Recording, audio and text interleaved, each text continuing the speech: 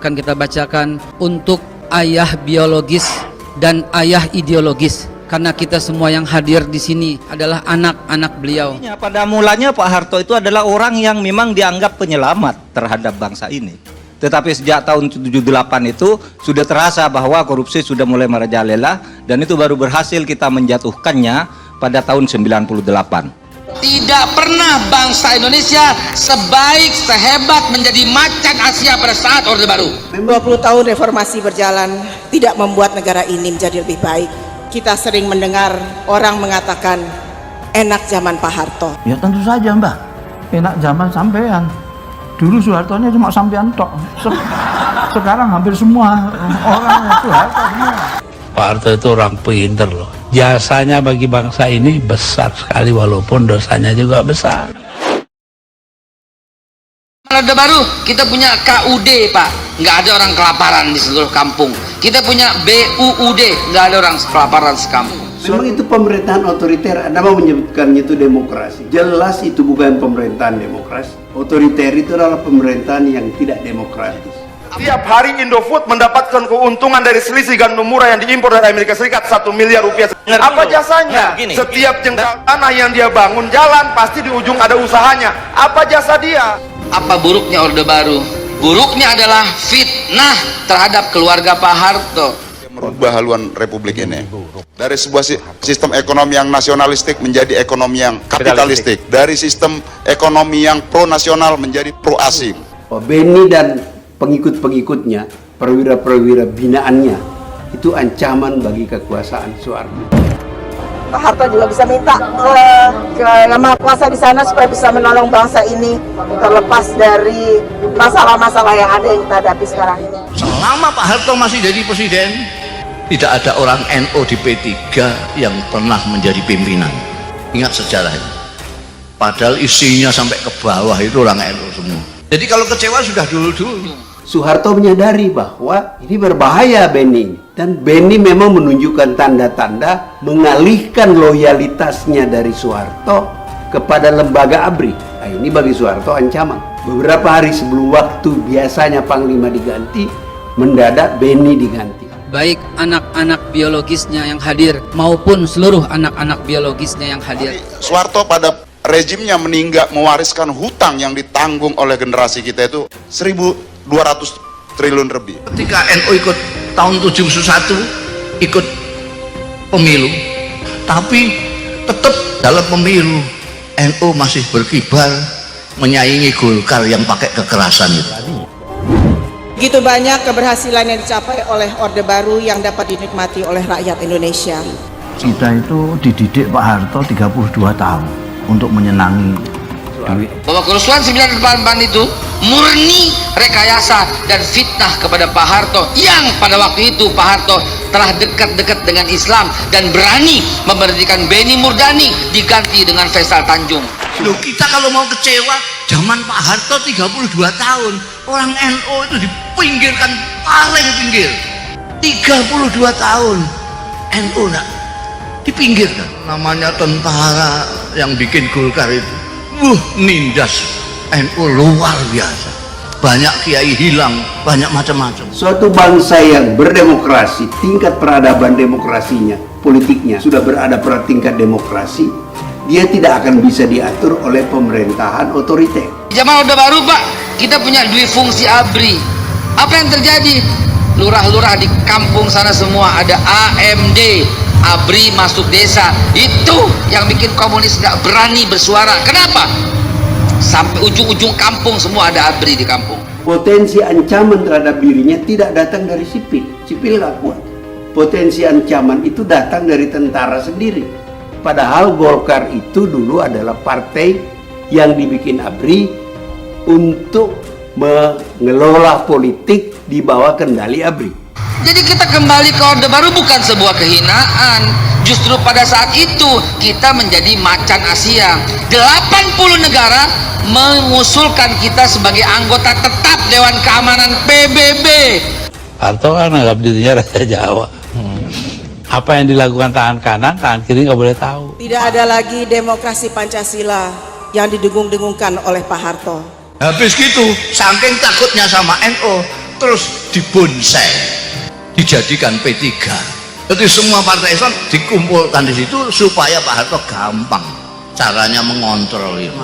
Mungkin ini yang dikatakan oleh Bapak sebelum beliau lengser, bahwa sejarah akan membuktikan apa yang sudah Bapak dan Ibu buat untuk bangsa ini. Tadi sudah saya katakan, ancaman kepada kekuasaan pemerintahan otoriter itu tidak dari sipil. Sipil nggak ada kekuatan apa-apa. Ancaman itu kan dari tentara. Nah, bagaimana supaya tentara tidak menjadi ancaman yang serius? Bikin tentara itu tidak bersatu.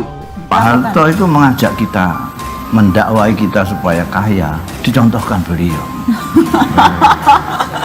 Selama Pak Harto masih jadi presiden, tidak ada orang NU di P3 yang pernah menjadi pimpinan. Ingat sejarah ini.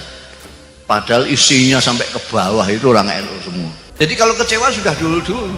Tidak ada lagi demokrasi Pancasila yang didengung-dengungkan oleh Pak Harto. Habis gitu, saking takutnya sama NU, terus dibonsai, dijadikan P3. Jadi semua partai Islam dikumpulkan di situ supaya Pak Harto gampang caranya mengontrol itu. Tokoh alumni 212 Ustadz Haikal Hasan atau dikenal juga Babe Haikal memimpin doa bersama dalam acara doa 1 abad atau 100 tahun Presiden Soeharto. Dalam doa tersebut, Haikal Hasan mengajak semua yang hadir untuk ikhlas memberikan untuk Soeharto sebagai bapak biologis dan bapak ideologis. Ya Allah, mereka telah menukar jiwa raga mereka untuk kebahagiaan kami yang sekarang ini, ya Allah. Mulai mendekati para ulama, di situ sebenarnya mulai kebangkitan Islam, tapi kemudian dipangkas. Dan siapa yang pertama kali demo turun Pak Harto? Anak muda, lu dengar?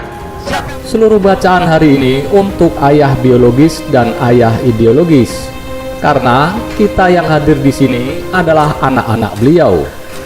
Seluruh yang hadir di sini adalah anak-anak biologis dan ideologis, kata Haikal Selasa 8 Juni 2021. Siapa yang pertama kali turun untuk demo Pak Harto pada waktu itu? 4 kampus. Siapa itu? Pertama Trisakti, kedua Atmajaya, ketiga Satya Wasana, keempat belum Pak, belum. Ini 4-4-nya masih kampus Kristen yang berafiliasi dengan CSIS. Mau apa ini sebenarnya semua? Pak, saya dosen di 8 universitas pada waktu 98. Aneh tahu bagaimana cara turunnya Pak Harto pada waktu itu. Difitnah habis-habisan. Saya dibayar, kami semua dibayar 100 juta rupiah untuk teriak turunkan Soeharto, turunkan Soeharto. Demi Allah, saya tidak terima pada waktu itu. Biar setia dengan Honda Astrea yang butut tahun 84. Sementara teman-teman langsung naik kijang kapsul dengan uang sisanya yang banyak. Untuk apa? Mendirikan LSM, meneriakan Soeharto turun, Soeharto turun. Acara yang digelar bertajuk 1 abad Presiden Soeharto digelar di Masjid Agung Taman Mini Indonesia Indah, Jakarta Timur. Dihadiri oleh Ketua MPR Bambang Susatyo, Gubernur DKI Jakarta Anies Baswedan, Menteri Pertahanan Prabowo Subianto, dan Nazarudin Umar. Acara tersebut juga digelar secara virtual Zoom dan live streaming YouTube. Setelah melakukan sholat asar berjamaah dan sambutan pihak keluarga serta pembacaan surat Yasin, tahlil, dan tahmid, Akan kita bacakan untuk ayah biologis dan ayah ideologis, karena kita semua yang hadir di sini adalah anak-anak beliau. Ustadz Haikal Hasan memimpin doa tersebut. Dalam doanya, Haikal berdoa agar Soeharto dan tim ditempatkan di surga. Ya Allah, beri keistimewaan buat mereka berdua di akhirat. Tukarkan semua kebaikan-kebaikan di dunia untuk akhiratnya. Muliakan mereka berdua di tempat tinggal yang terbaik-baiknya, ya Allah, bersama para sahabat-sahabat Nabi dan bersama Rasulullah Sallallahu Alaihi Wasallam. Tempatkan keduanya di tempat tinggal yang baik dan terbaik, ya Allah, bersama Rasulullah dan sahabat-sahabatnya. Luaskan jalannya, tempatkan yang paling indah di sisi Allah. Kutip doa Haikal tersebut. Politikus Ferdinand Huta Hayan mengaku terkejut dengan ucapan tokoh persaudaraan alumni 212 Haikal Hasan yang menyebut Presiden kedua Soeharto sebagai bapak biologis. Ferdinand mengungkapkan jika menganggap Soeharto ayah biologisnya, maka akan menjadi panjang. Ferdinand menilai hal itu akan berkaitan dengan warisan dan juga sejarah. Bapak biologis Kal, yang bener loh. Jangan main-main karena biologis ini bisa menyangkut warisan. Cuitnya di akun Twitternya @ferdinandhutahian3, Jumat 11 Juni 2021. Selain itu, dia juga mengunggah berita media online berjudul Pimpin Doa 100 Tahun Soeharto, Haikal, beliau bapak biologis dan ideologis, ujarnya. Serius loh, Soeharto bapak biologismu? Jika iya, ini akan mengubah sejarah lokal, ucapnya. Sebelumnya, Haikal Hasan memimpin doa 100 tahun Soeharto mengajak mendoakan Presiden kedua Soeharto yang disebut sebagai ayah biologis dan ideologis ini menjadi ramai dan komentar berbagai pihak.